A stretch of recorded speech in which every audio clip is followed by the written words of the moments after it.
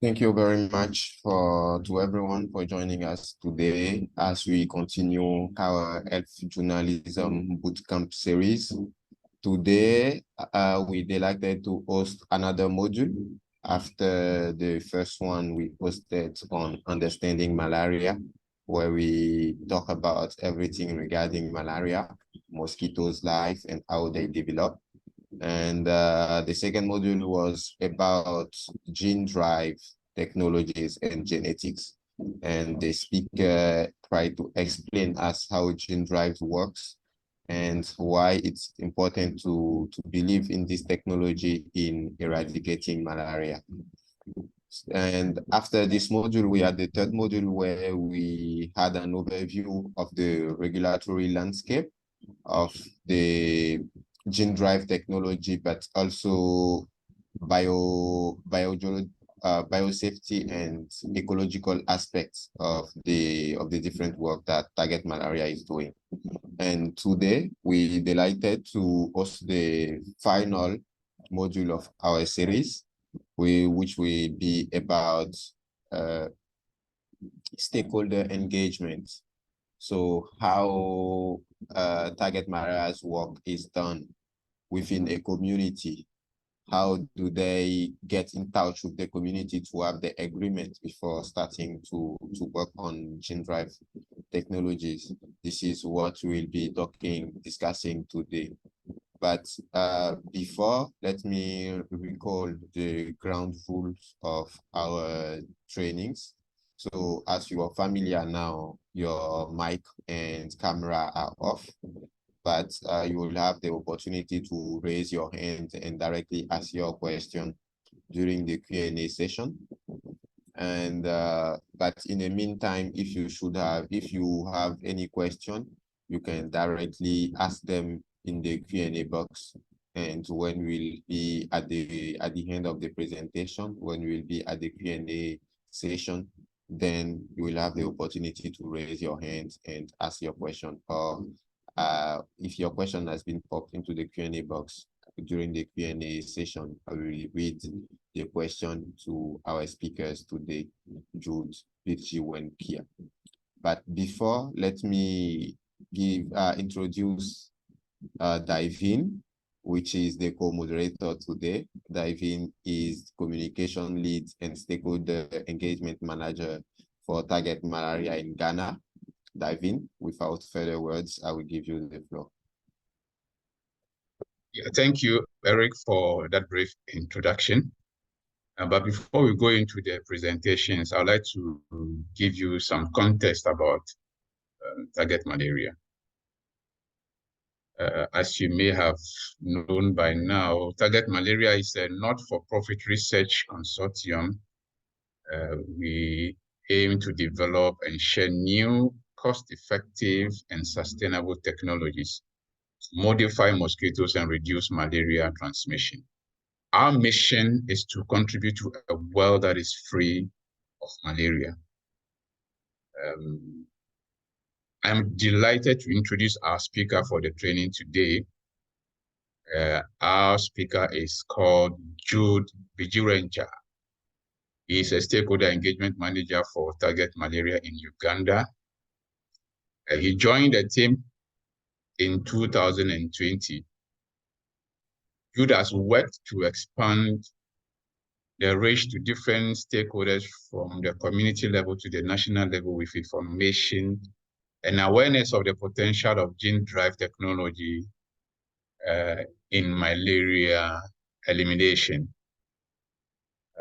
As a stakeholder engagement lead in Uganda, Jude is responsible for planning and executing activities aimed at fostering and enhancing understanding of the target malaria research in Uganda and the pathways to development of the gene drive technology.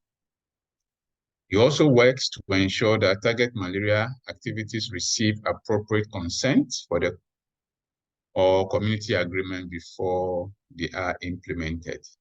So having said this, I introduce to you Jude Thaddeus Bijirenja. Jude, you can take the floor now.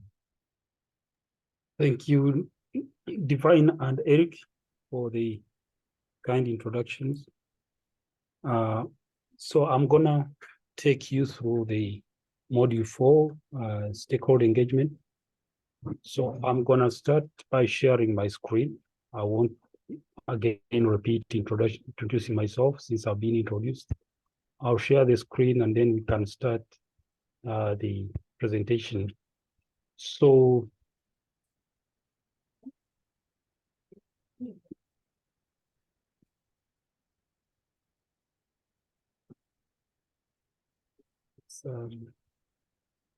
I can start from there. I've already done the introductions. I'm a stakeholder engagement person, and I'll go straight to the topic for the day, stakeholder engagement for gene drive research. So what is stakeholder engagement?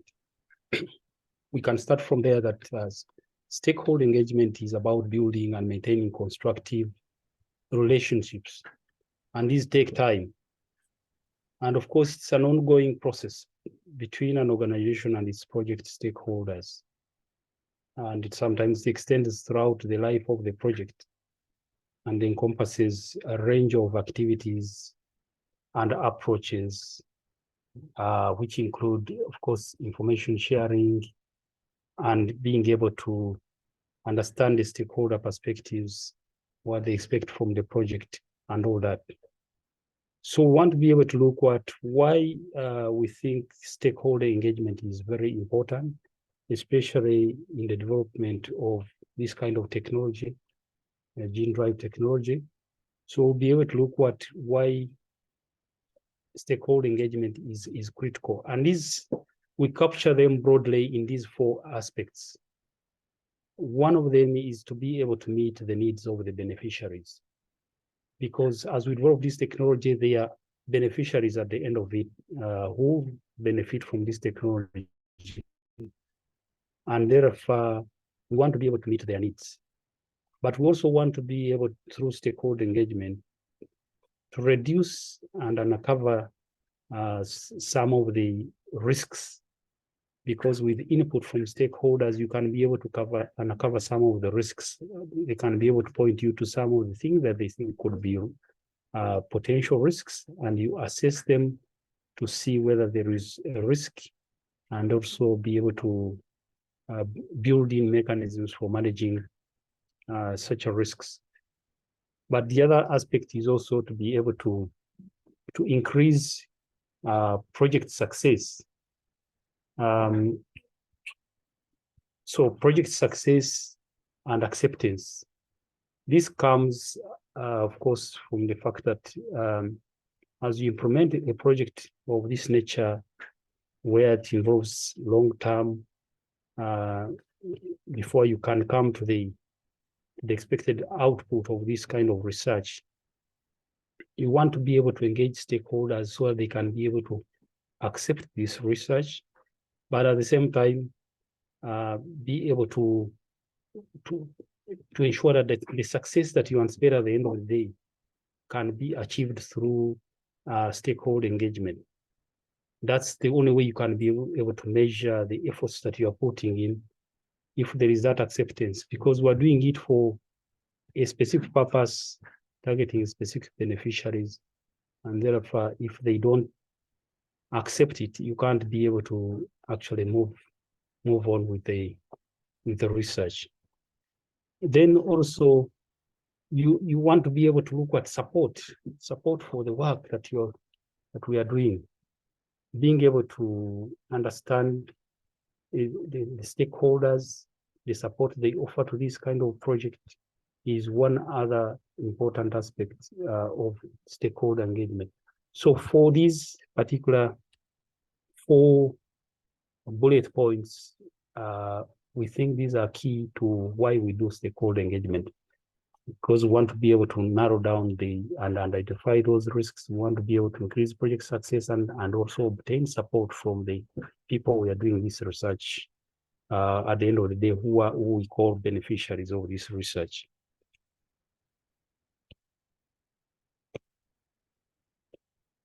Let me to move my slides.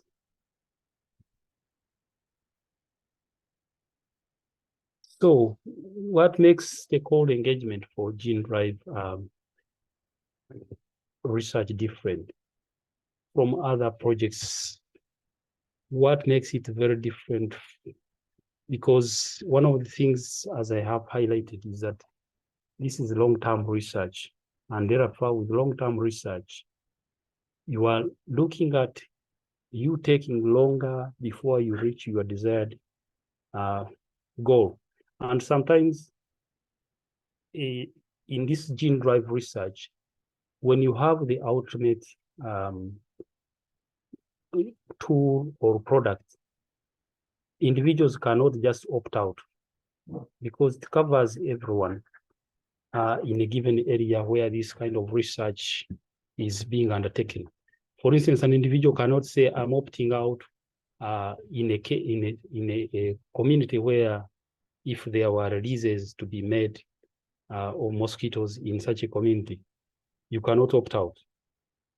You would be part of that very community, and therefore the releases affect everyone that is within that community. Then we also have issues of research progress. Sometimes it can be considered intangible. I've said that this nature of research takes time. And when it takes time, it means that you can be able to, over time, progressively achieve small tangible outputs that may not necessarily be seen or contributing to the problem that you ultimately want to address. And that can be an issue for some people because if they look at research taking a longer time, they think either you are buying time or the lack of understanding of why research takes time. We know that research has so many areas to focus on. You need to look at the risk, benefit analysis, and progressively, through a phased manner, be able to develop this research. For someone who is external to this, they may not be able to see how this actually turns out. So we need to look at some of the ethical principles informing target malaria's engagement strategy. How do we engage at target malaria? One of the things is that we prioritize engagement with the most ethically relevant groups. Ethically in the sense that you're looking at people who are immediately affected by your research activities, those who would be immediate beneficiaries of this research, and those who, in one way or another, their work crosses the work of the target malaria research. Those are the key priority engagement groups. That's why we're saying most ethically relevant groups, those we think have a contribution or are potential beneficiaries of the research.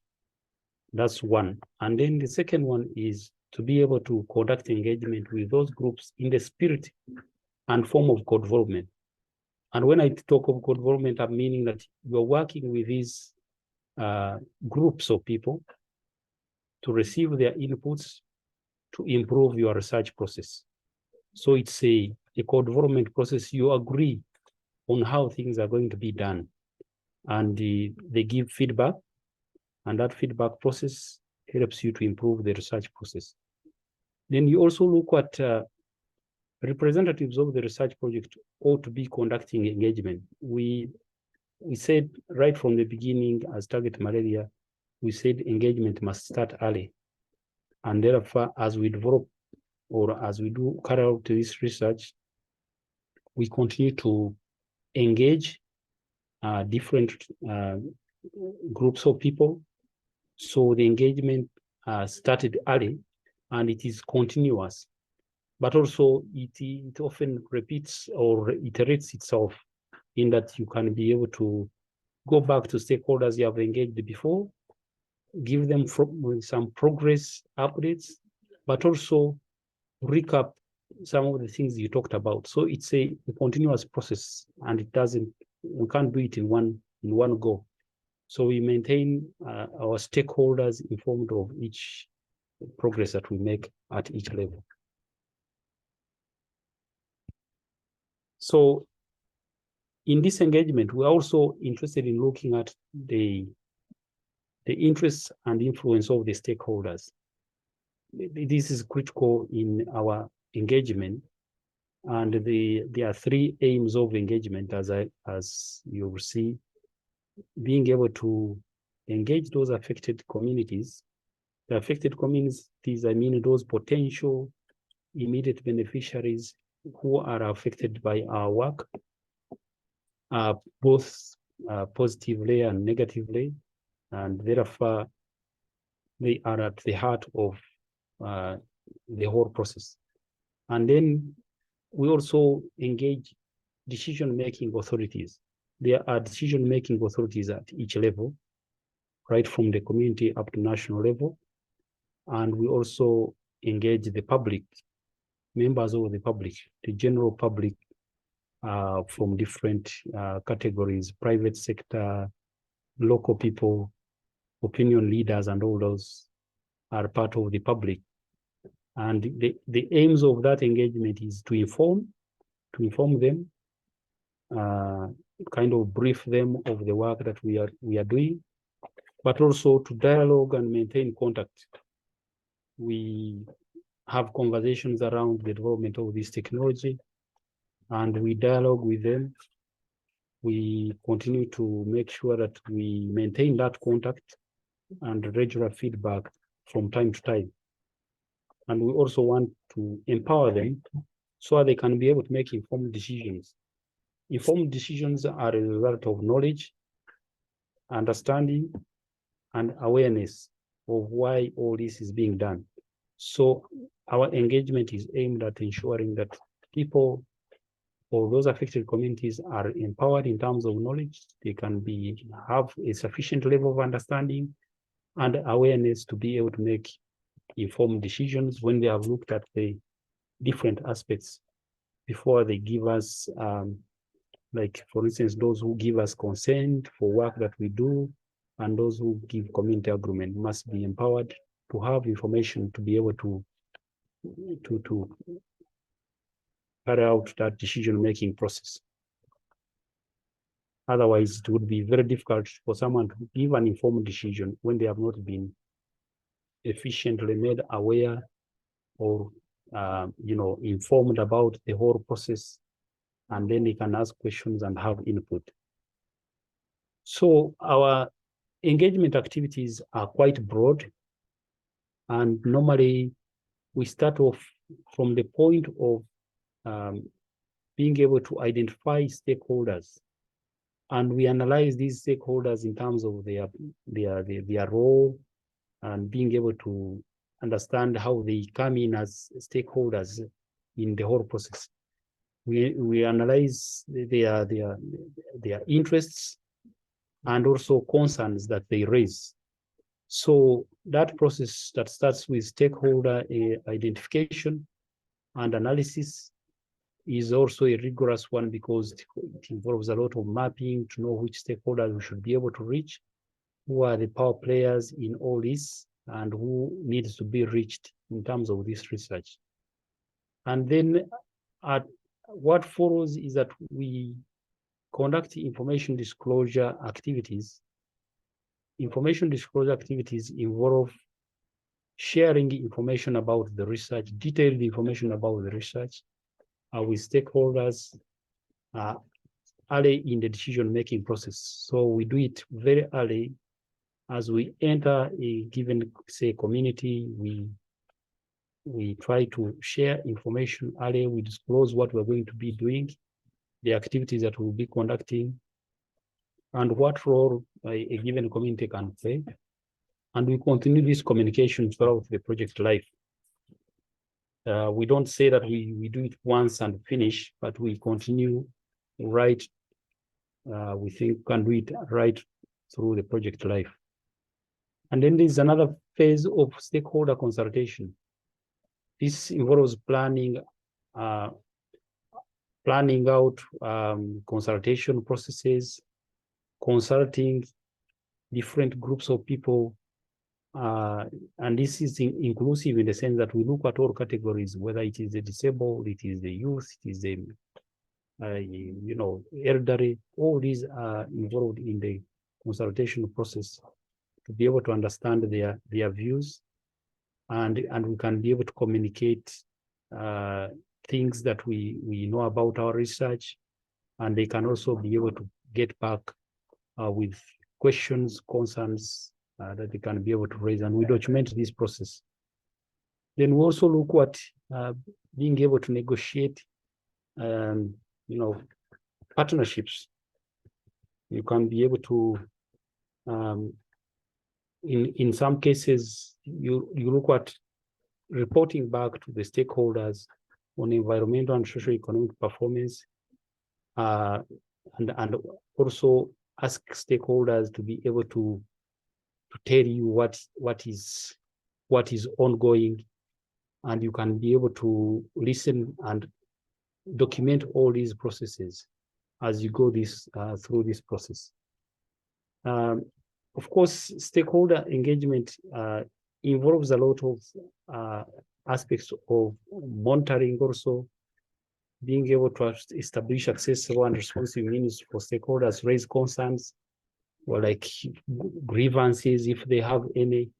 You need to go through that process and put channels where they can be able to establish or to raise their concerns or grievances. And we involve them in the project monitoring process, because these are at different levels, right from the local people up to the national level technical people. They are involved in checking directly what the work is being done, and also they can be able to monitor things like impacts and mitigation and benefits from such work. So transparency is the core in all this.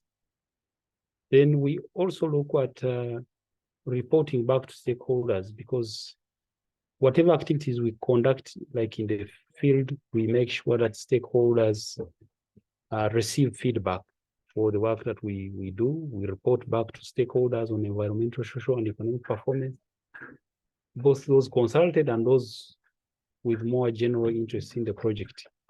So we try to report back our findings, and then we can also look at how we improve all these the management functions of the project, like building and maintaining sufficient capacity within the project to manage the process of stakeholder engagement.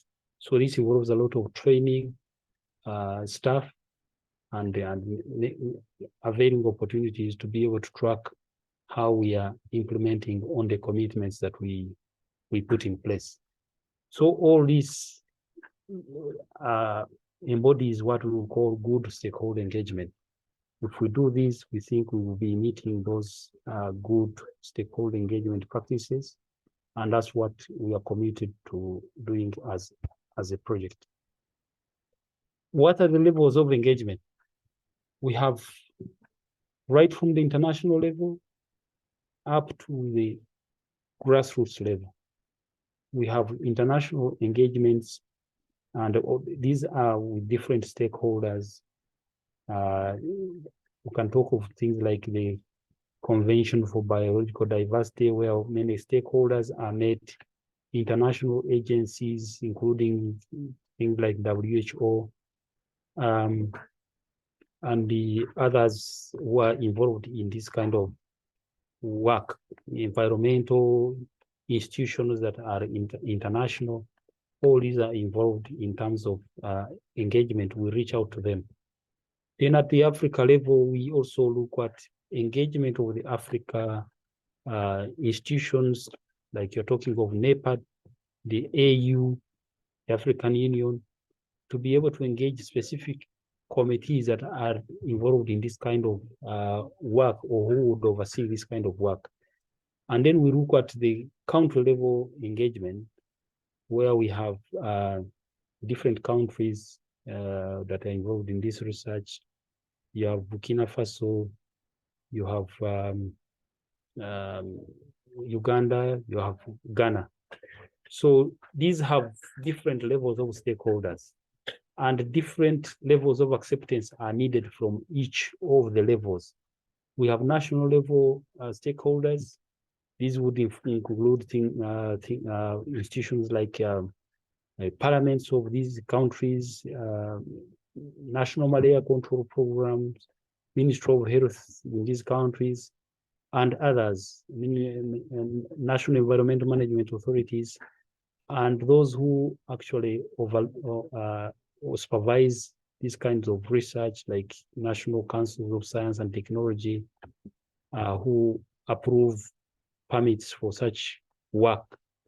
And then also at regional level, you are looking at regional level, maybe district level, but also you can also look at the kingdom setup where you have like regional governments or tiers where we also engage. And then local level, which is the grassroots, this involves mainly the insectary, or where the laboratory is based, the insectary community around there. And then also the field sites where we conduct mainly field entomological activities. These are part of the groups that we engage. And as I've said, all these have different levels of acceptance that we need from them. For instance, at the field site, you'll be looking for acceptance for people to be to allow you maybe to catch mosquitoes for like baseline studies. But at national level, it might be a different acceptance that you want from them. So they have different levels of acceptance that will be looked at. Then what are our priorities in terms of engagement? Our priorities are mainly three, that we have beneficiary focused engagement, that it should be looking out for the beneficiaries' interests. That engagement that we conduct should be able to look at for the beneficiaries' interests, and it is focused on addressing those concerns, grievances, or questions that are raised. But also there is the aspect of co-development, where we are looking at stakeholders, not just as stakeholders, but we think they improve the way we do things through a co-development process, because some processes are co-developed, some documents are co-developed with the communities, some activities are co-developed. We work together and agree, so what is the best time to do this? And they'll give their input. And how best could we do this? They also give their input. And therefore, we work together in the spirit of co-development. Then the other aspect is agreement, that will be focused. Our priority is on agreement, that people must be able to agree to whatever activity you're going to do. If there is no agreement, we do not proceed with work in that line. So our engagement is based on informing, or providing opportunities for asking questions and awareness creation, so that we can be able to reach a point of agreement where people accept and say, we are okay with you to be able to proceed with this kind of work. So those are the key priorities why stakeholder engagement is critical, but mainly to be able to, just a summary, to be able to get stakeholders' voices at the center of the debate, because they are the key. What they say is what we listen to, and being able to balance proactivity and over-promising. Sometimes this kind of research that takes long, people may think you're over-promising too much, but we want to be able to balance that and have open, informed discussions on the technology development, and be able to align our expectations with theirs. So they have the expectations on gene drive, and we also, as a project, have expectations. So being able to align those expectations is critical for the engagement process that happens in the project. What the audiences, I will allude to the audiences because I've talked about the audiences, and in some way, we have beneficiaries, we have decision makers, and influencers. These are our key audiences that we want to be able to reach and be able to explain what we're doing in terms of the research and provide those opportunities where they can be able to ask questions on the different aspects of the research, how it is progressing, and how it will reach the end goal that we're looking at, gene drive for malaria eradication. So here is an example of the co-development process, because I've talked about co-development. So sometimes an example of how co-development of an agreement or consent models can work. Sometimes we initiate, we are able to establish some of the requirements, what is needed, and then we conduct ethnographic studies to be able to have a deeper understanding on what is required. And we conduct initial stakeholder consultations on some of those aspects. And then we consolidate those inputs into a model. And that model, we do, of course, engage on that particular model, conduct stakeholder engagement, and then we validate the model through IEC materials. We disseminate information, and so we conduct an external audit about engagement appropriateness. And we as we go along the chain, we can be able to request for inputs, of course, and then there's decision from communities. The communities are able to make decisions, and then monitoring the protocols or the implementation process. So this is just like a model that we revolve around the processes that we go through as a co-development process. You can see it is iterative in the sense that you have to go through all these to be able to say that you have a model for agreement or consent that you can be able to use as a project. So consent and agreement as part of engagement, yes, because when we start the journey with any community or any stakeholders, as we said, continuous dialogue starts at an early stage. And we continue to, right from the time you are entering these communities, and you continue to understand the local context and culture, and then the community to be able to decide on the agreement model that you can be able to use. And we put mechanisms in place to ensure accountability. So communities must play a big role in terms of the consent and agreement model that we use as a project. They give their inputs, and then we can be able to put in place mechanisms to ensure accountability on that, taking into context the local culture and the local context of the community in a given particular area. So what would be our ESCO foundations for stakeholder engagement, or the key principles? These, in a way, I have alluded to them, that they need to focus on local communities, being able to focus on those directly impacted, and raising the issues around and ensuring that it is appropriate engagement. And then you have a co-development process, empowering communities to make decisions. This is critical because to make decisions, you need to have information, and therefore that's why we say it is important to be able to empower those communities to make these decisions. And then you go to the step of consent as part of engagement.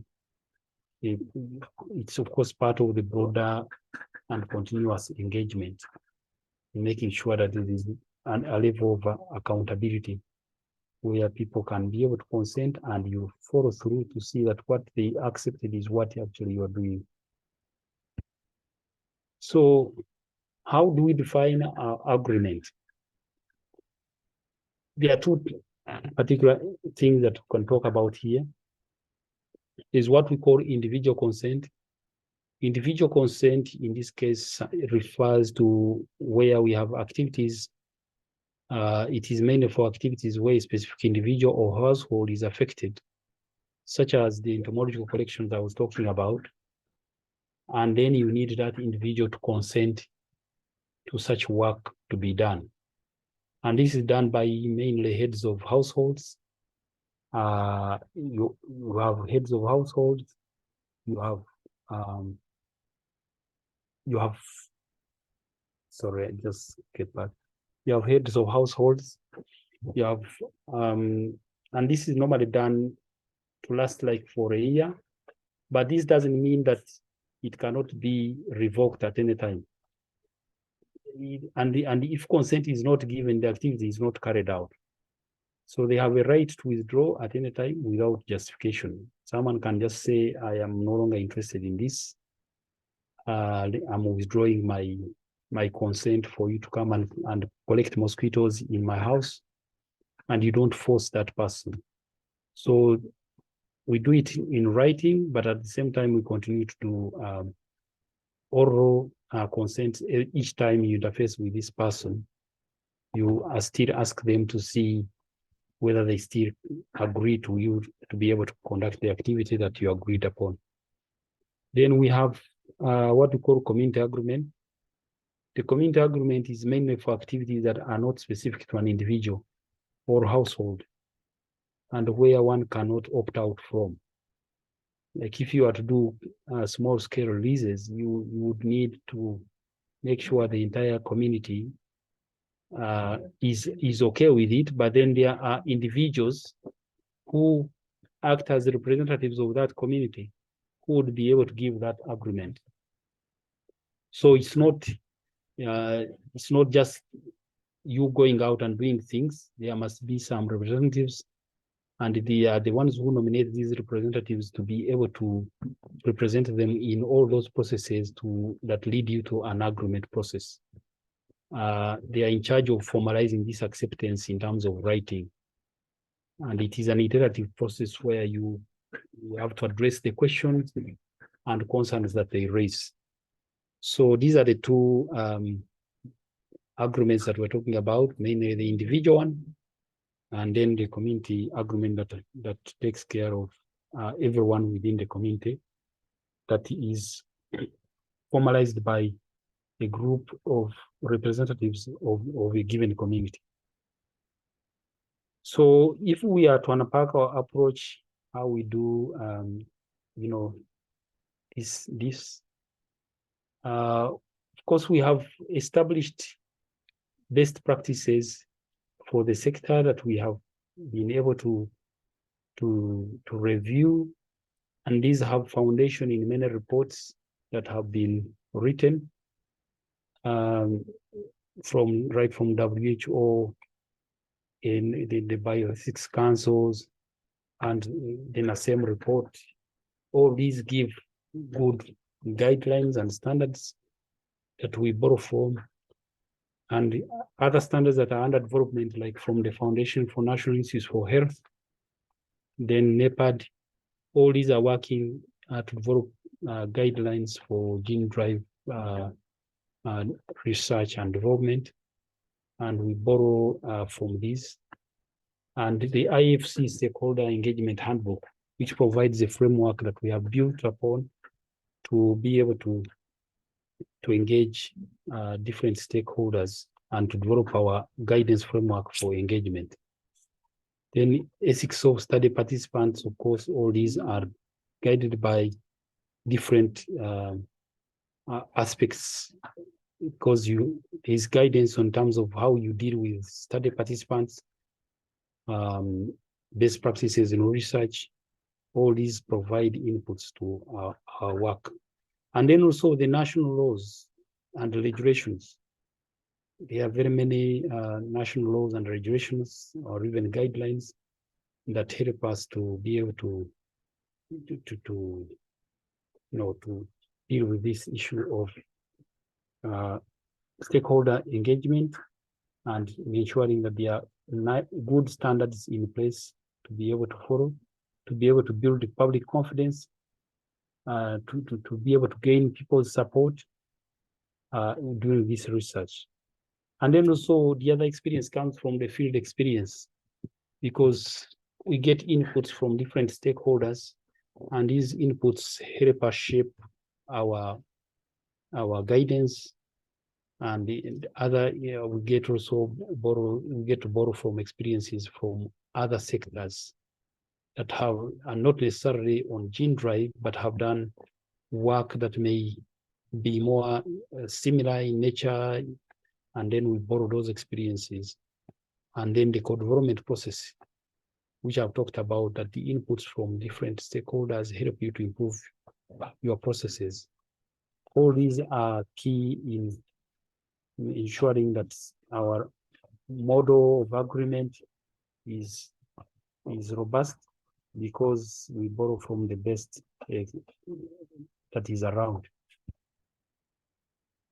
So I had talked about stakeholder engagement at different levels, and here we have, of course, a multi-layered strategy that addresses different stakeholders at different levels.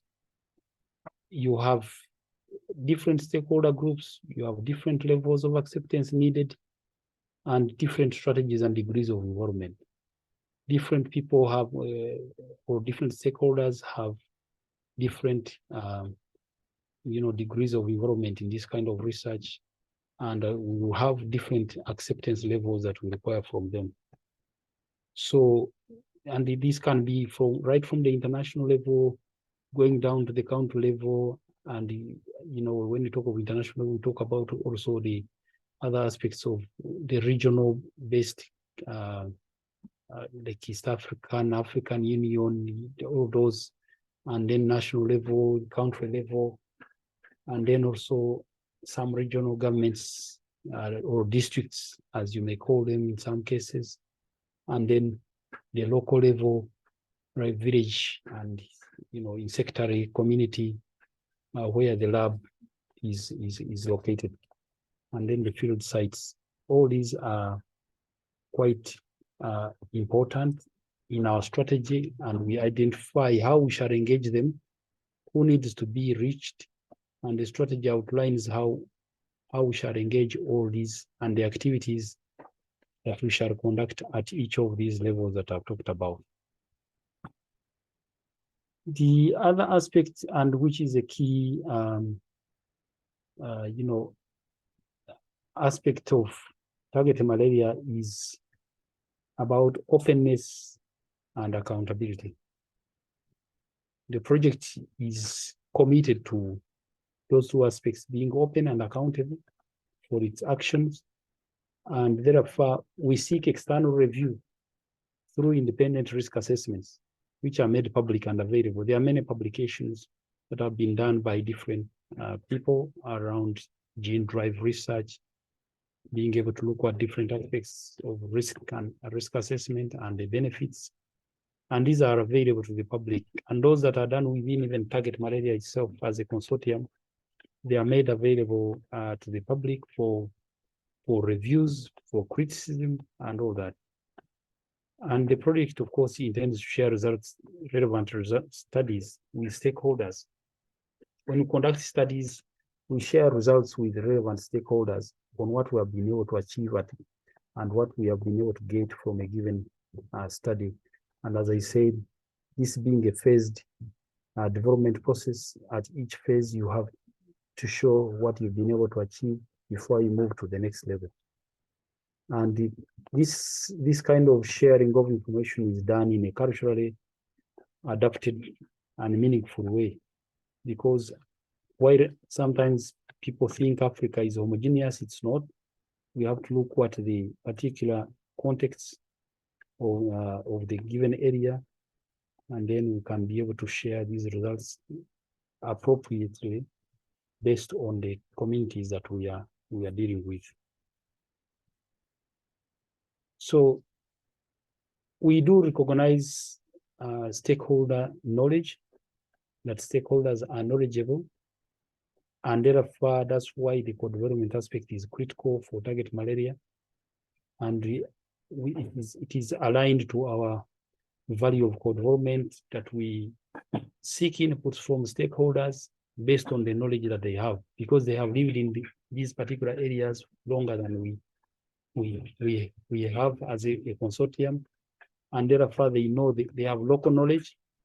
So we rely on them in terms of, for instance, doing field entomological collections, and therefore we use local guides to support the team that is doing entomological collections, use local casual workers in particular for like swarm catching. And we have opportunities for knowledge exchange, project sharing the results of the research with communities and other stakeholders. And we involve them also in being able to share this information, because if they have been part of the process of, for instance, collecting mosquitoes, they can be able to relay the information that they have been able to gather during that process. And we also do engagement about concerns that have no, like causal pathways to harm, recognition of the concerns, and information sharing.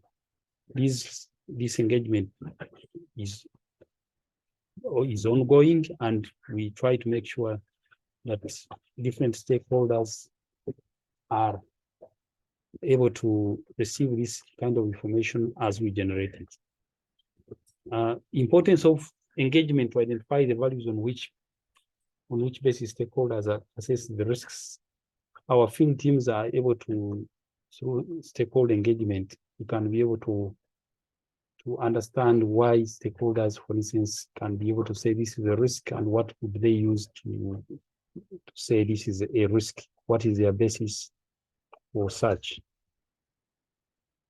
So there are also other policymaking perspectives on gene drive, which are very critical for our engagement. And we use these in our engagements, especially at Africa level and global level. And we have seen some good outputs from these engagements that have happened that give credence to the research on gene drive. For instance, the engagement with the African Union panel of experts on innovations for Africa was able to yield its decision 649 from July 2017, which commits to invest in the developing and regulation of the gene drive technology. So it's a whole detailed decision, and this comes as a result of these engagements that commits, for instance, the African Union to be able to invest resources in the development and regulation of the gene drive technology. And work is ongoing in that particular sector to make sure that the African Union guides on these frameworks for development of gene drive technology. And there are other working groups, for instance, you have vector control group that also help. For instance, the VCAG encourages further development of tools. The vector control advisory group encourages the development of these new tools, and this is reflected in the WHO documents. For instance, the November 2016 final report, which encourages further development of tools utilizing gene drive-based technologies, mainly while recognizing that these strategies are still in the early phases of development, and that important challenges lie ahead for their development and deployment. So it's putting in place a framework for the development of this gene drive research in Africa. The Pan-African level, I have talked about how we want to make sure that the Africa regional level is aligned, and the engagements are intended to make sure that different countries that are in the malaria endemic areas are aligned on this kind of technology. and countries where target malaria is not present are informed and engaged on gene drive for malaria control and of course elimination. So the project is seen as an example on responsible research and co-development approach, because we've been doing this, and therefore across the board, there are also others who are admiring the work that we are doing in terms of the co-development process and being able to conduct responsible research. So the global engagement aspects also focus on very many different tenets of malaria control. While target malaria is at the intersection or at the center, we try to make sure that we reach out to policymakers, malaria funders, and malaria advocacy groups, malaria research and development groups, conservation groups.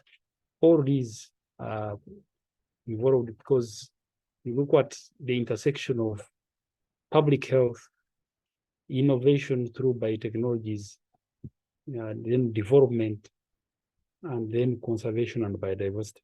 And target malaria is at the center of all this to make sure that the research meets the needs of all these stakeholders, private sector and others, policymakers.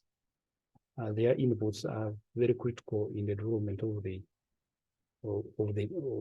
this research. So target malaria and gene-drive mosquitoes are perceived as potential tools to control malaria, and therefore we want to create an enabling environment which could allow decision makers of affected countries to make informed decisions on this kind of technology development process. So we have also engagement for field site selection. Where do we go for our activities? We do engagements to be able to determine which sites at the local level, where we go for field entomological collections.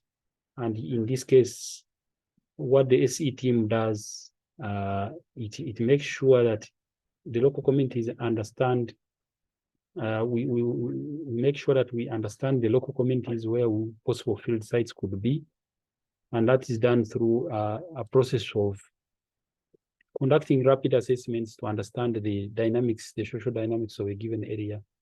So as part of that initial process before we enter in a community, the SC teams need to be able to understand the local communities, to understand their practices, their culture, and all that, before we introduce the project to the local communities to help support their decision. We have to first understand who are these communities, are they affected by malaria, and all that kind of thing.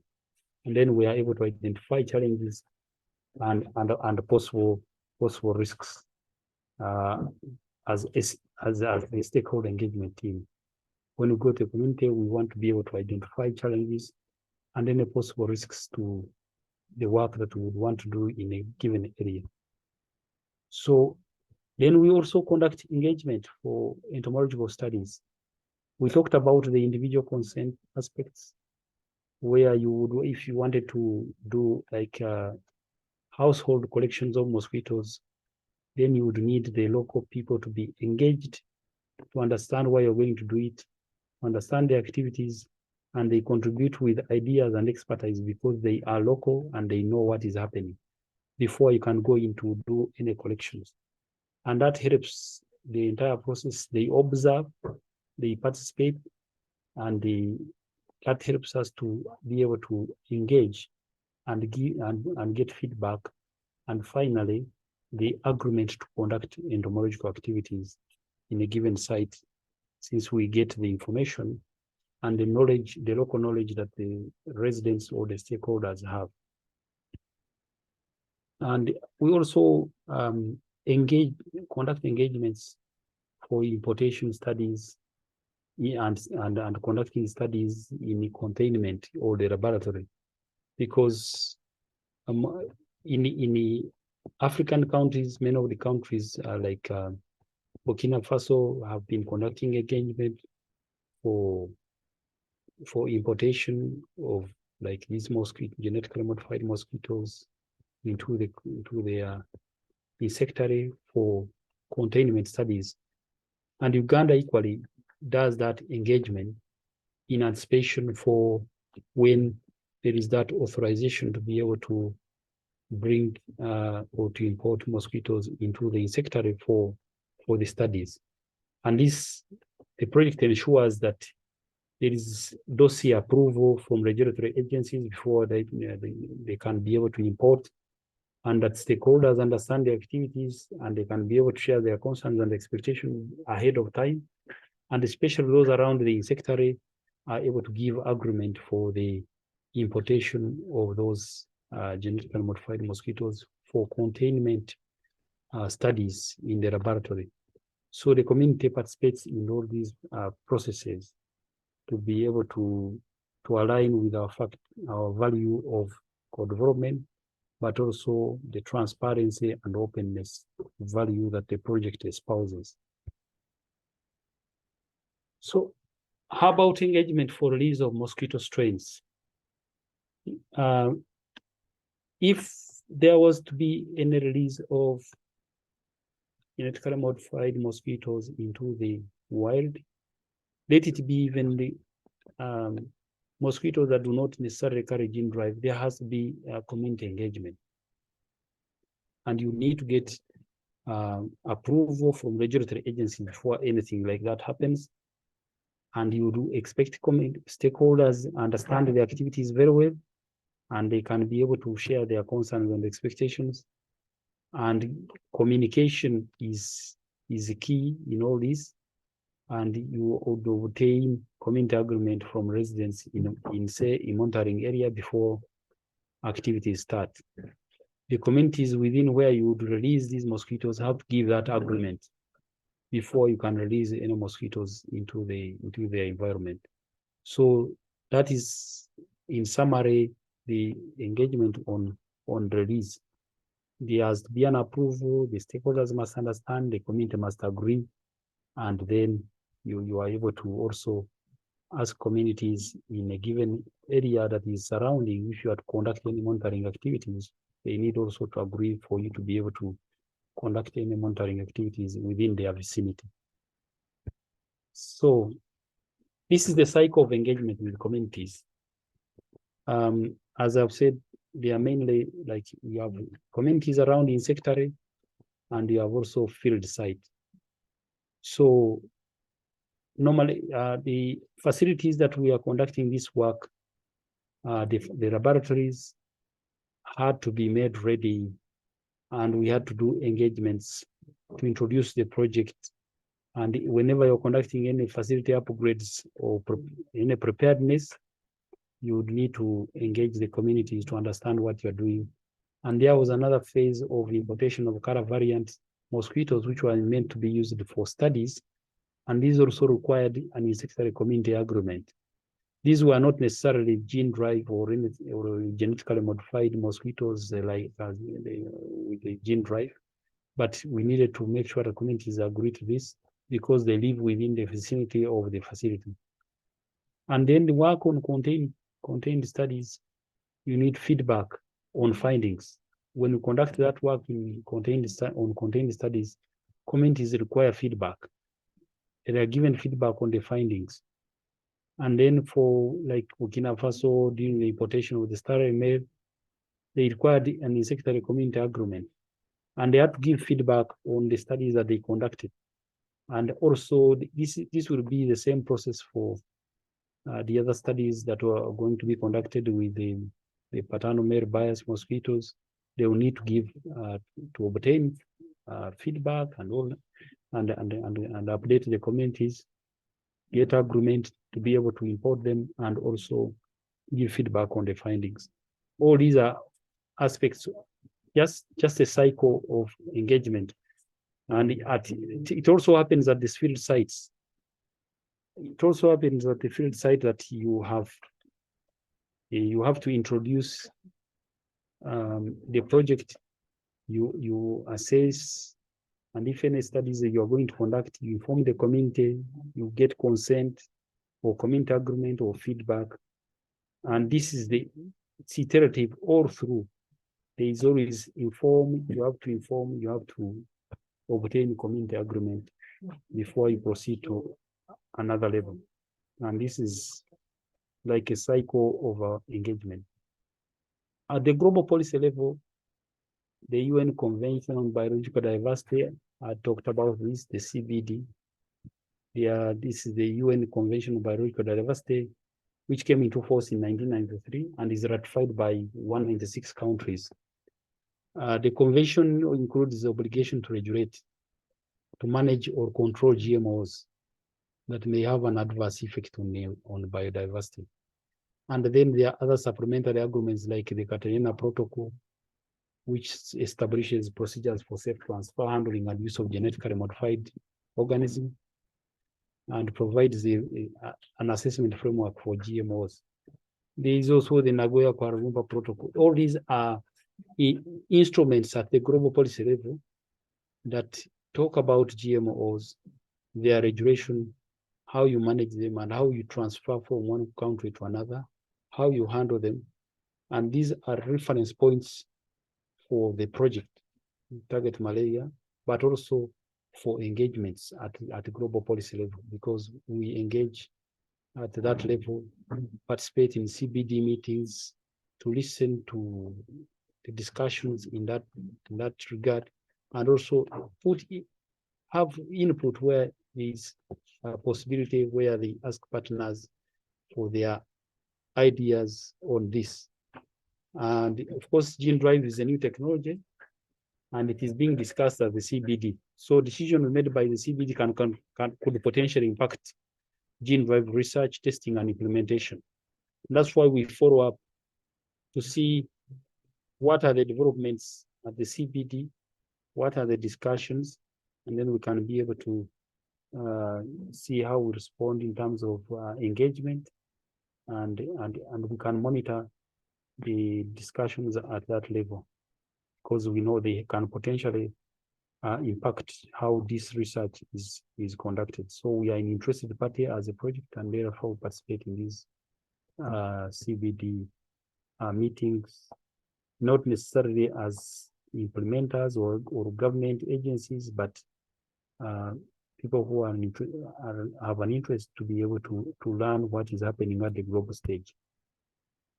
And with that, I want to thank you for listening to me. It's been a long presentation, but I hope we can be able to remember some of the things and be able to ask questions so that I can be able to respond to those questions. Thank you. Back to Eric and Divine.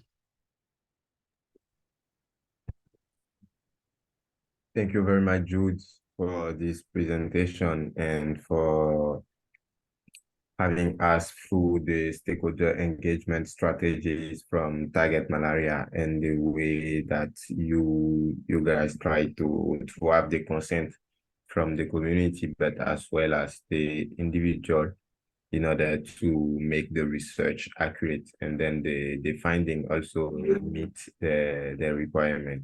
So thank you very much for sharing this information. We got some question in the Q&A box while you were giving the presentation. So I'm going to give you these different questions, and then you will provide the different answers. And for those who raise their hands, as you now familiar, we'll open the mic when we'll be citing all the different questions that we had. So I will start with the first question from Somda Mathieu from Burkina Faso. And Mathieu is asking, what is the level of engagement from stakeholder, and particularly what is the task of each actor highlighted in the stakeholder map that you shared? What is the actual role of each actor you would ask? So this is the first question. So, if you yeah, go ahead. I could take that up. So thank you for that question. The level of stakeholder involvement, as I said, is dependent on what is needed from each of the stakeholders, and there are different levels. So let me say, I'll give an example. If you talk about like national malaria control program as a stakeholder, and members who work there as your stakeholders, you want them to support the work that you are going to do, because ultimately, if the research succeeds, the national malaria control programs would be the ones to implement or to put a framework in place to be able to uptake this kind of research results. You have regulators who approve and give you the permit to move ahead. You have communities who give you the agreement to work in their particular areas where you want, like the field sites. So each one has a particular role depending on where they are based. There are other stakeholders, for instance, if you talk about leaders, like leaders have platforms to be able to disseminate information. And if their leaders are different categories, you engage them to be able to have that information, because they could ultimately bring down your research, or they could be potential, transmitters of information to other communities, because they reach a broader group. So it depends on what you really want from the stakeholder at a given time. There are those who approve, there are those who support, there are those who will give agreement, and there are those who would allow you to even work in their houses. So it depends which stakeholder we are talking about. Yeah. Thank you, Jude. And I think the answer you provided is fine with Matthew. But in the meantime, I will give you another question from Esther. Esther is asking how regarding the consent. Do you do the individual consent alongside the community engagement, or one comes before another? And yes, and she's still continuing. When you said that consent can be withdrawn, is it like if, for instance, a community withdraws consent and the mosquitoes are already released, like, do you withdraw them? Like, talking about the mosquitoes, and like this make her wonder if the mosquitoes have flown beyond the consenting community. So just a little background, but yeah, this is the question. Yeah, so thank you, Esther. The question about whether community, I mean, whether individual consent precedes whole community engagement. What happens is, in our entry to a given community, we address the community first in terms of general community, having identified the different stakeholders in that community before we move to the individual. And there must be a sufficient level of understanding before you move to the individual to ask for that individual consent for things that are done with that individual. So it starts with the whole community engagement, then cascade to groups, different groups, before you even reach the individual. And that individual also will reach a point where you have to give him the information sheets, and you allow them even time to be able to consult before they can be able to give you that consent that you may want from them. So individuals are equally made aware, and they get the knowledge about what activity you're going to do. They ask questions, and they are at liberty to ask even other non-target malaria staff to be able to seek opinions before they can consent to any activity being done with them. And that's why we said that they can actually withdraw their consent at any given time. It's not a must. They must stay conducting the activities with the project when they have withdrawn their consent. So that brings me to the question that you asked, whether, since I've talked about withdrawal of consent, whether you would withdraw the mosquitoes when you have released them. There are things that in terms of consent or agreement, which you have done as a past activity that may not be undone. Like if the mosquitoes, people had agreed and the mosquitoes had been released, and now they say, we have withdrawn our consent, it's past the activity, because the agreement was, can we release mosquitoes in this community? And if the answer is yes, and you release them, I don't know which now agreement would be talked about in that case, because it is already past the activity. The activity was released, and they have been released. But there are situations, if it is at the level of gene-drive mosquitoes, it would be done, of course, with national entities, and wouldn't be like the individual would stand there and say, please, now we don't want the mosquitoes, because it will already be an intervention in a given community, and therefore it may not be withdrawn at that particular time, because the acceptance was for release, not for the after activity. But when you release mosquitoes and you want to do monitoring, someone can actually say, I don't want you to come to do monitoring in my house or whatever, to monitor these mosquitoes, how they spread. That is okay, because the argument now is for monitoring aspects of the mosquitoes spread. Yeah.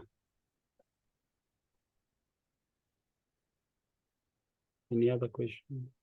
Thank you very much, Jude. Yes, we do have a question. Like Esther sent a follow-up question, but she's just asking, does the project have a GSMB, and who are the people that would constitute such? I don't get what she means by DSMB. Okay. Esther can type. Yes, Esther, if you can type. I think she's talking about a data and safety monitoring board. But Data and safety monitoring board, but I will let her type what she's referring to, so that we have the accurate one. Okay.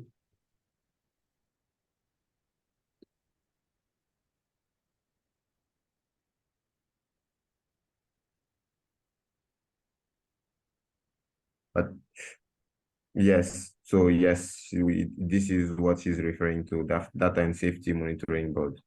Data and safety monitoring board, we have systems in place. It may not necessarily be a data and safety monitoring board, as she's called it, but different sites, and as a project, we have the data protection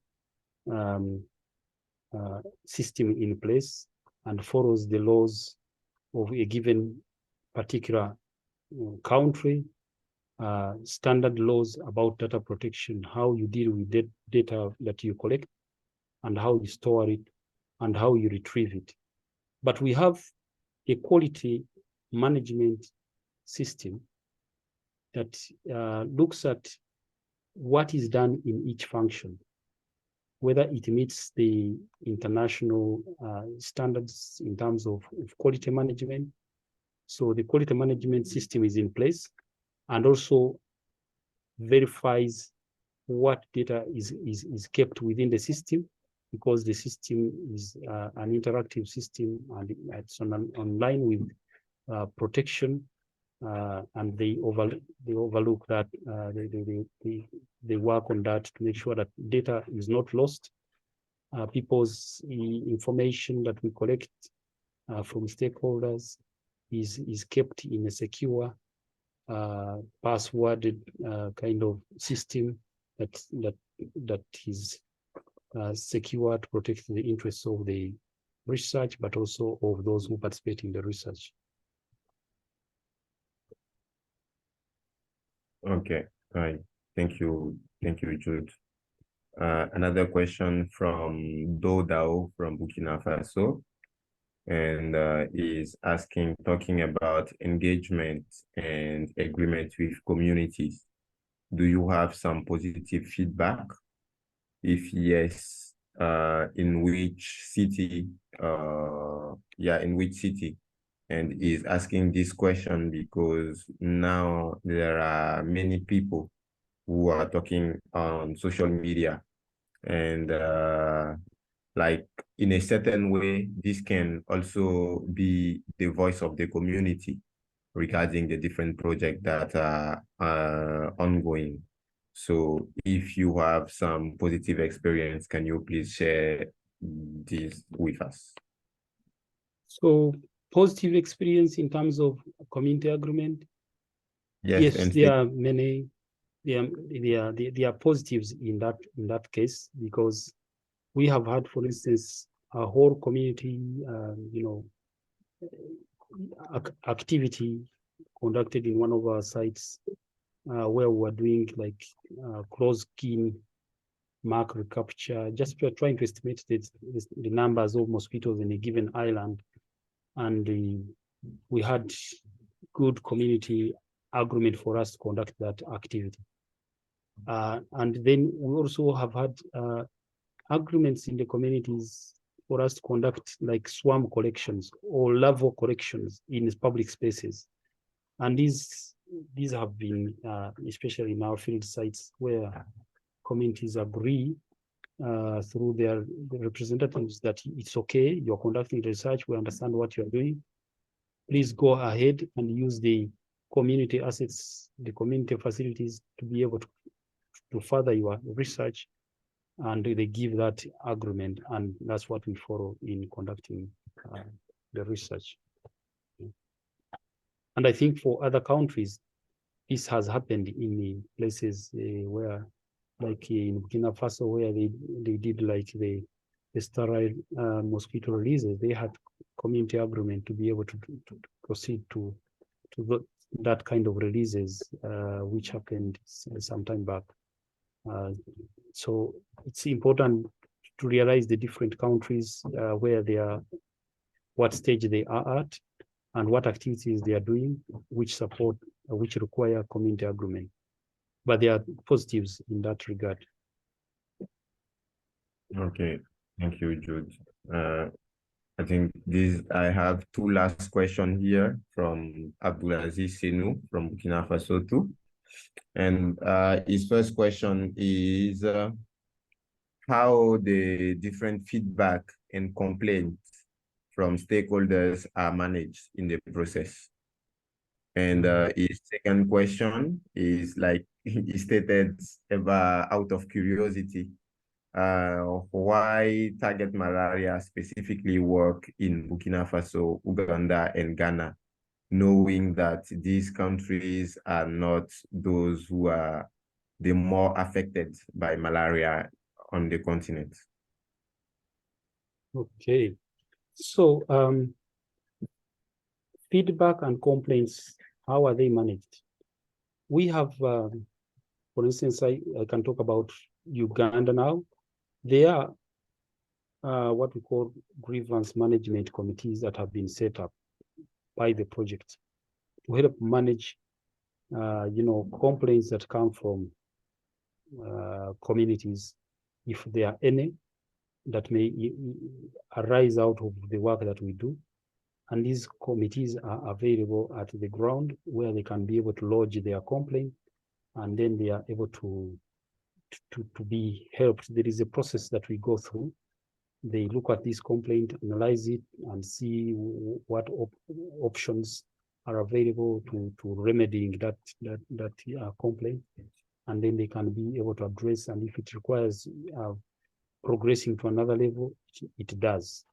So those committees are available, and we do a collation of those complaints if received, and we can be able to maintain a database of what complaints have been received, and then we are able to respond, and at what stage would they be if they resolved, we also indicate resolved, because then they require that the complainant is able to say, yes, I'm satisfied with the outcome of this kind of resolution process. And feedback, I talked about co-development aspects, that feedback that we get helps us to improve our processes. Sometimes some of the feedback is positive, and all it does is really to reinvigorate our efforts or support the work that we do. And sometimes it has led to changes in the strategies that we use in terms of engagement, because people tell us their feedback, and we are able to use that in our planning, in our strategy development, in our engagements, or even messaging. Because sometimes they can tell you, no, this word that you're using is a scientific word and maybe it's not appropriate. And therefore you are able to change to the locally known word to be able to explain a specific scientific term. So that's feedback from the communities. And then before any activity, we also discuss with the communities, and they give us some feedback on how we should be able to proceed. And that feedback we take into the planning process for any given activity. So why target Burkina Faso, Uganda, when they are not malaria, they are not the heavily burdened malaria countries? From the data that we have, even from the WHO report, these countries are malaria endemic countries. I'll give an example for Uganda. Uganda is number 3 contributor for malaria cases. So it's among the top 5. So we lose quite a number of people each year as a result of malaria. And in Burkina Faso, it's not different. And the project anyway is not only in these particular countries as by default. There are other parameters that you look at, whether there are already institutions that are doing research in this area to be able to further develop this technology. You look at countries that have infrastructure to be able to conduct this research, and also the available manpower. But that doesn't rule out the other countries like Nigeria and others who may be considered at a later stage. The project moves, you start with a few before you expand. You don't just go wholesale to all the countries. So I think as we continue to develop this technology, it could be expanded to other countries that are malaria endemic in the Africa region. Yeah. Thank you, George. Last question before I open the mic for Samuel. Another question from Burkina Faso, and the journalist is asking, does the anti-GMO manifestation that happened in the different cities on the continent and also in the experimentation cities that you work within, does this manifestation affect the stakeholder engagement or community engagement toward the work that Target Malaria is doing?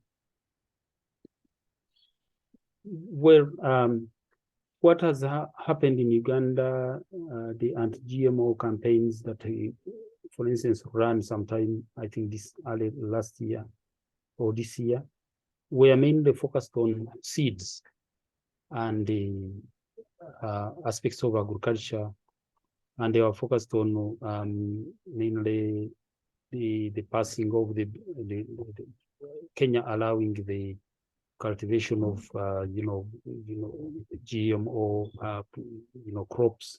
So it was more focused on the crops environment, but in the health sector, we've not seen a lot of that anti-GMO manifestation. There may be pockets here and there, but in terms of support for health innovations with using GMOs, there hasn't been that great manifestation as indicated by that person who asked this question. Yeah. Thank you, Jude. Samuel, now you permitted to open your mic and directly ask your question. Thank you. Okay, hope you can hear me well. Yes. Good evening, Mr. Jude Vigwirecha. This is Samuel Nkuba, a Vision Group journalist here in Kalangala District, Sese Islands. The first question I have to you is about the consent forms you give these community members, and basically on individual basis.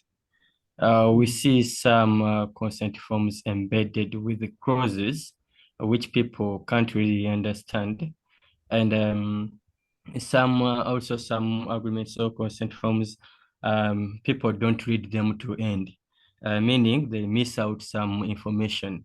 And you find out that there is a catastrophe, or when it comes to withdrawal of the agreement by them, you refer to the agreement. Do you know the agreement you signed states this and this? When a person really never read to understand what are the clauses embedded in the consent form or the agreement. How best do you do this so that a person, a layman's person in his understanding, can get to understand what is embedded in this agreement or consent form to fully execute it? Two, is about the decision in which groups to meet and when. You talked about the international level, the national level, the regional level, and whatever. How often and when do you meet journalists on this? Apart from this engagement, let me give you some background. You started the project on Jana Island, where you're carrying out your research here in Kalangala. But let me put it to your concern that you never met any journalist, a local journalist at the local level, to orient us about the project, and so that we can at least do stories that are comparing to the program. And then when it came out that some criticism came out, the criticizing members, we were able to publish stories. And that's when you came out. And then I arranged a meeting with the local journalists on 5th of October this year. How comes that you took such a long time to meet journalists and then orient us about the ongoing research and the project? Then my third question is also about the dialogues, carrying out dialogues between the community members and your teams. How often do you do this? Because we see you go on ground and you ask that how often are you being met? They say, they met us once or twice, and then that was the end. You know, the fishing community where you are carrying your research are migrant in nature. Today you have a different audience this week, and for next week you find another audience who are not even aware about the ongoing project. How best can you do, and how best do you meet these people, at least to orient them about the ongoing research? And again, I might have signed a consent form or an agreement with you to use my house, but then time come when I feel like you're infringing on my rights. And when, as I stated first, that in the agreements and the consent forms, I might not have read some clauses. How can I do that in the best way so that you are not affected and I, a person, am not affected? For now, let me first stop on those questions, and then I leave you to answer. Okay. Thank you. Thank you, Sam, for the questions. I will start with the consent forms. These consent forms that you're talking about, we have actually done a translation of these forms into the local language, predominantly Luganda, that is spoken, and some bit of Kiswahili, where we have had teams for people who do not understand Kiswahili to be able to, who don't understand English, can be able to be translated in Kiswahili through the engagement. This process of consent forms being given to communities. It's not just a random exercise where you leave home and you go with consent forms and go distributing them as if you're distributing pancakes. They are preceded by engagements from the community level before they reach the individual household level. And the forms, they are translated. You read word by word with the person that you would want to give consent, and you allow them opportunities to ask questions. And actually, the standard that we use is that you even leave the form behind with them for 2 weeks to be able to consult. They can consult their children, their friends, their relatives, anybody they trust, to be able to read the form with them before they can give consent. To some people, when you go to the island, they say, I have understood, let me sign the form. And you say, no, I'm leaving it behind for 2 weeks because that is the standard that we follow. We cannot accept a form to be signed there and then. We wait for a period of 2 weeks before returning to ask you that, you read our form. Did you have any questions? Can you now tell us what you decided, whether you're okay, if you're not okay? And there is always even a witness for some of those who cannot be able to read and write, to say that, you agreed. Yes, I understood the things that are in there. And the form is as simple as saying this is us, Target Malaria, coming from here. Our purpose for the research is this. We would like to do ABCD with you from your house. And we'll be using this kind of technology, or whether it's a machine to catch mosquitoes. We show it to them, and they can be able to check that. And we sample, they feel, they can even feel the machine, or they can also, many of them actually are volunteers. They participate in those collections. It's not only Target Malaria staff that actually go and catch these mosquitoes. It's the community members themselves who also participate in this process. So they read the forms, and therefore they understand what is there because it has been explained to them and you ask them questions whether they have understood on each of the aspects, and they can be able to reiterate the same comments before they actually sign. And the other thing on the consent forms, it doesn't mean that by signing, you talked about clauses, that there are clauses which we refer to that you signed the clause. No, actually for us as Target Malaria, a simple verbal no to say, please don't continue with this activity is enough for our teams to say, this is it. We are not pursuing this further. We don't go ahead to say, why are you not refusing? You signed the form, it had the clauses. We don't reference those clauses. So long as someone says, I no longer want to continue with this, and you can, there are many community members in the islands who feel like maybe if there is any inconvenience, who have said, no, I don't want to participate. I participated last time, but I am not participating today. And you don't follow. You don't push to say, please participate because you signed the consent form. That's the end of that agreement. But we wanted a means to evidence our consent as best practice in terms of research, that there is evidence for consenting, because in some cases some other people use verbal consent, and verbal consent is anybody can say, no, they didn't give me any verbal consent. But here there is a written process where we can be able to reference and say someone was able to sign a consent form. But if you have said no, we can't continue. But at least that will be in our database, that at least someone will consented to the activity, because they are translated, they are explained in the local language. They have people whom they can be able to consult, and there is official overall engagement, and we have channels for where they can even lodge complaints at the community level if they were dissatisfied with any aspect of the consent forms.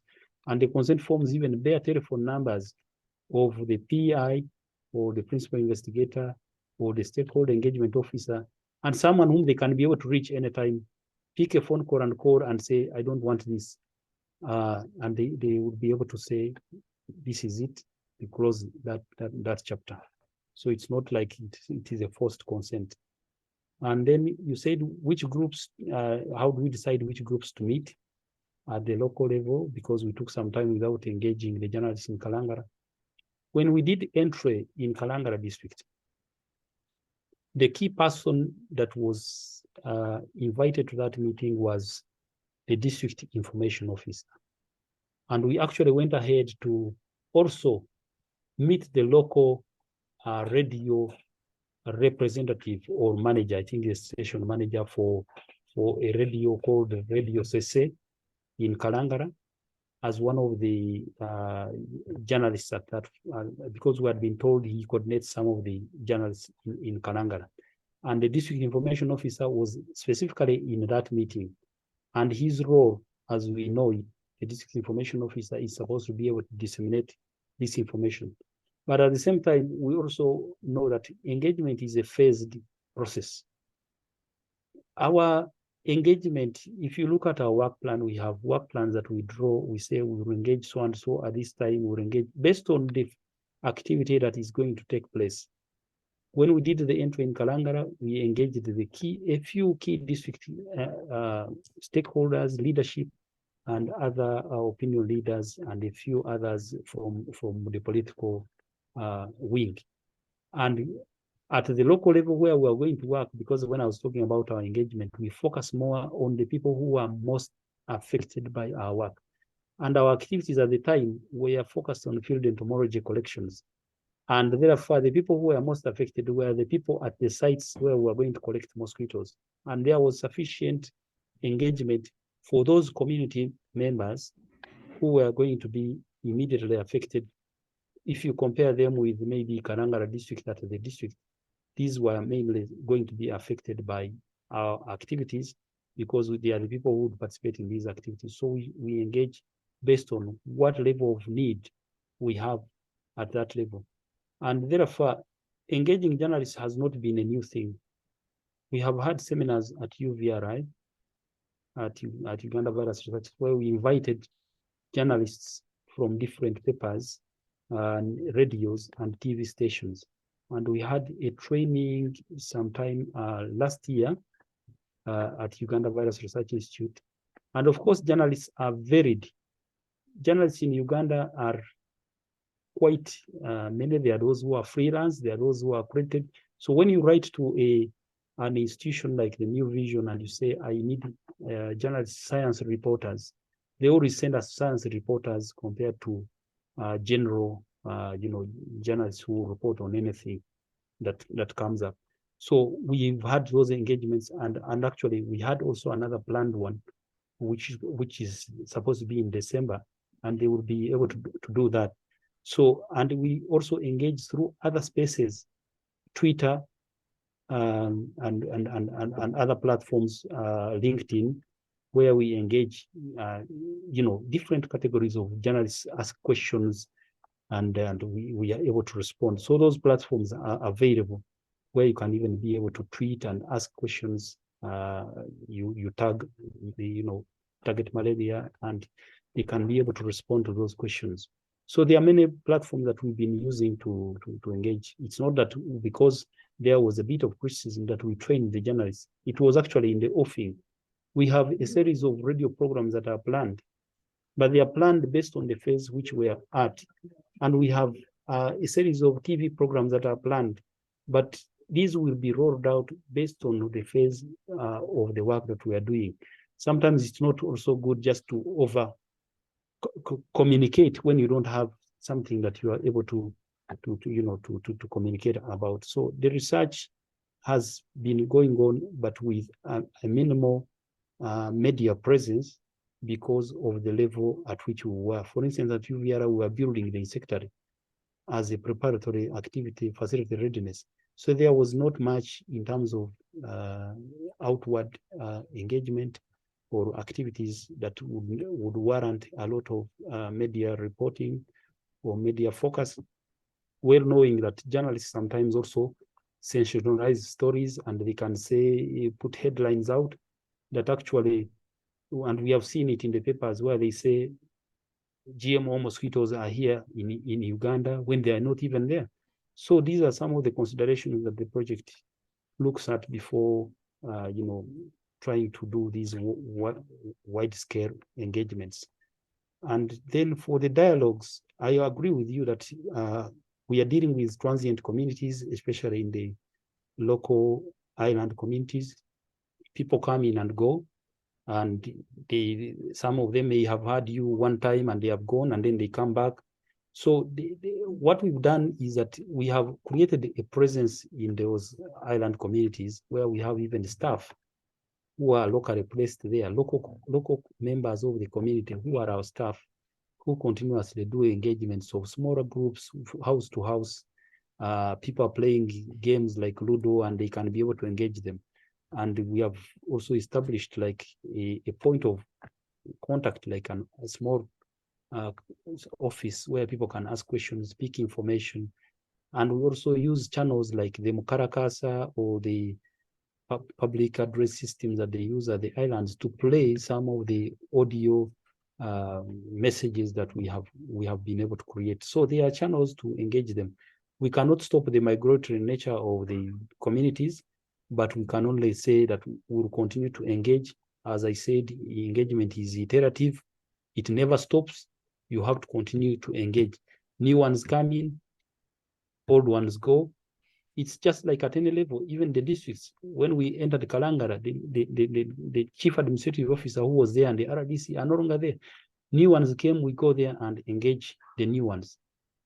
Sometimes there is no transfer of information from the one leaving to the new one who is coming. But we have to say that engagement is going to be iterative, and we're going to be deliberate, use other channels like we have LinkedIn and Twitter, and also if opportunity allows, also use channels like newspapers and TV, radio, and be able to reach as many stakeholders as possible. We have also equally held radio programs in Kalangara using the Sese radio Sese, and we allow opportunities for call-ins and asking questions, and other people send us questions through channels like WhatsApp, and we are able to respond, especially where those have contacts for our team members. So I think that's the last one you asked, because is there another one that I didn't answer? You've answered, but one more just for you. If at all I want to do my own personal research as a journalist, as a Kalangala-based journalist, what process can I go through if at all I want to do it on that very project on that Jana Island?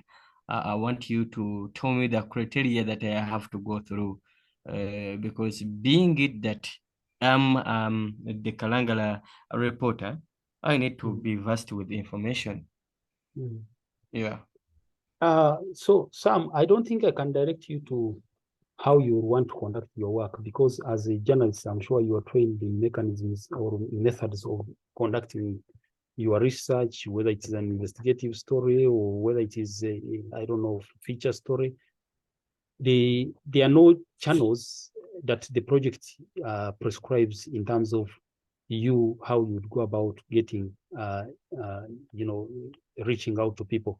But what I can say, if you want contacts of people who are whom we have been able to engage in a given particular area, we can be able to talk to you and say, yeah, like the RDC knows about this. We have shared the information, and we have leaflets which we have, and we could also direct you to our website where some materials are available, like fact sheets that talk about the research, and you can go country by country to be able to look at what is happening at each of the sites. And then the other way how you do it, if you want cross-reference the information you have picked, we are always available to be able to give you information that you may want. If you wanted to cross-check certain facts with us, we are available to do that. Okay, thank you.